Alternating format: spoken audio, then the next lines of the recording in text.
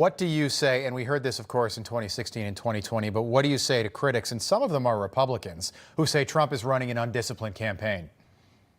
It's unequivocally false. President Trump is on message every single day, thinking about the issues that matter to voters. This is a man who is literally working around the clock 24/7, thinking about how he can solve the problems that Americans are facing. And you heard him talk about some of these new solutions yesterday in Georgia, unveiling his plan to reinvigorate our American manufacturing industry, to bring the business tax rate down to 15%, to make America competitive again, but only for companies that are going to produce their products here in the United States of America. That's going to incentivize job growth here at home. Kamala Harris wants to increase the business tax rate higher than communist China, which will incentivize job growth in China and in other countries around the world. So President Trump is offering real solutions every single day to the problems that Americans are facing. A couple quick ones for you. What does it tell you, Karoline, that Vladimir Putin wants Kamala to win? President Zelensky wants Kamala to win. What does that tell you?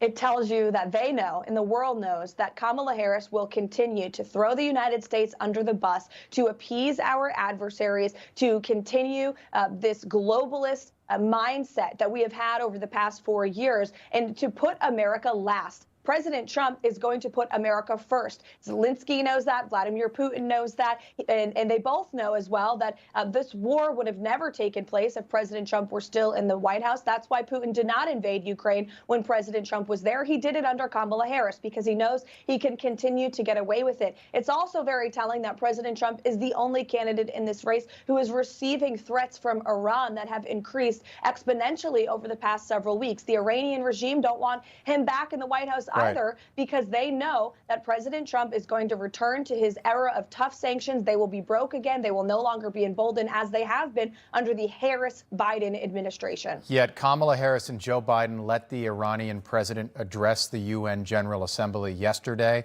and Secret Service resources were allocated to protect the Iranian president, the same resources that should be standing guard around Donald Trump at any public event that he gives now after 2 assassination attempts in a 64-day period. Do you think Kamala Harris is actually a gun owner? And if not, or if so, why haven't we seen a photograph of Kamala with this alleged gun that she owns?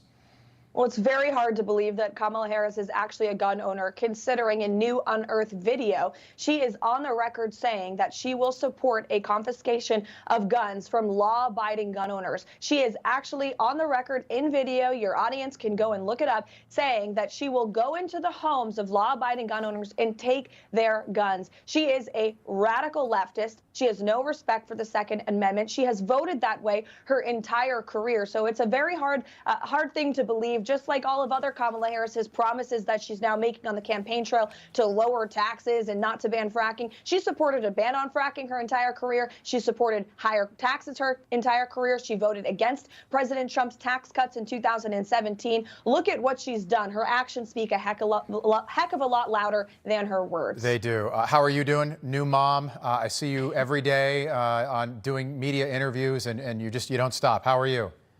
We're doing great. Thank you for asking. And I'll tell you, being a parent, being a new mom, fires me up more than ever to fight for President Trump to win this election. I want my son to live in a free country, not a communist regime, and that's what will happen if Kamala Harris is elected. So thank you for asking. I love the way you said that. I totally agree. I'm voting for my kids, not myself. I Amen. appreciate that. Karoline Leavitt, we'll do this again. Thank you.